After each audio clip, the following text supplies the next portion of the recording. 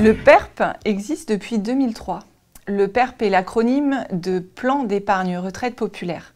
C'est un contrat d'assurance vie qui favorise la constitution d'un complément de retraite individuel avec une fiscalité spécifique.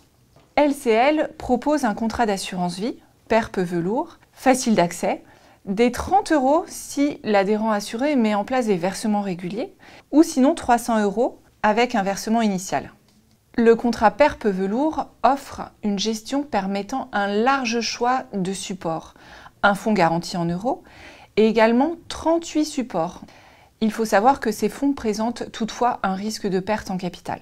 Le fonctionnement du PERP comprend deux phases. Une première phase de constitution de l'épargne retraite, qui correspond en général à la phase d'activité professionnelle du salarié ou de l'adhérent, et une phase de perception du revenu complémentaire sous forme de rente viagère au moment de la retraite. On évoque souvent la situation préoccupante des caisses de retraite complémentaires telles que la GIRC, l'ARCO, qui correspondent aux caisses de retraite des salariés cadres et non cadres. Et il est donc plus que jamais nécessaire aujourd'hui de se préparer une épargne retraite individuelle. Le PERP velours est l'outil adapté. Il permet de déduire de son revenu net global les cotisations sur le PERP dans la limite des plafonds légaux.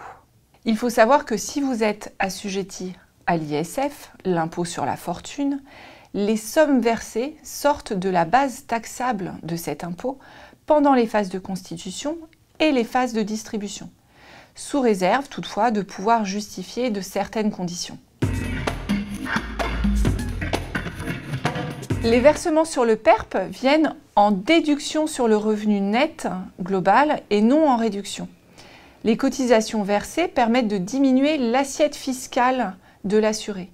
Dans un souci d'optimisation fiscale, le PERP peut être une solution intéressante pour les contribuables fortement imposés. Cet avantage fiscal, il faut le savoir, est plafonné en fonction des revenus professionnels de l'adhérent assuré, c'est-à-dire 10% des revenus professionnels de l'année précédente dans la limite de 8 fois le PASS. Le PASS étant le plafond annuel de la sécurité sociale. Si vous n'avez pas de revenus professionnels importants, le législateur prévoit la déduction plafonnée par défaut à 10% du PASS. Il faut savoir que si le plafond d'une année n'est pas utilisé, il est reporté sur les 3 années suivantes.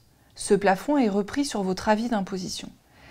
Il existe une possibilité de mutualiser les plafonds de déductibilité entre les conjoints ou partenaires de PACS. Le PERP a été créé dans l'objectif de se constituer un complément de retraite, ce qui explique que les sommes versées sont indisponibles durant la phase d'épargne. La loi prévoit toutefois un nombre limité de motifs de sortie anticipée du PERP.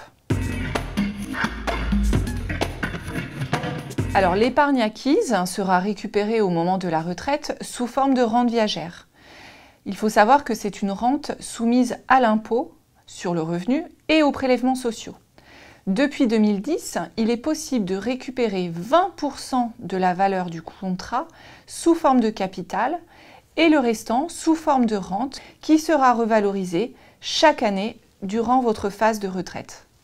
Par ailleurs, sous certaines conditions, il est possible de percevoir 100% de l'épargne acquise sous forme de capital en vue de l'acquisition d'une résidence principale, si vous en faites la demande au moment de votre passage à la retraite.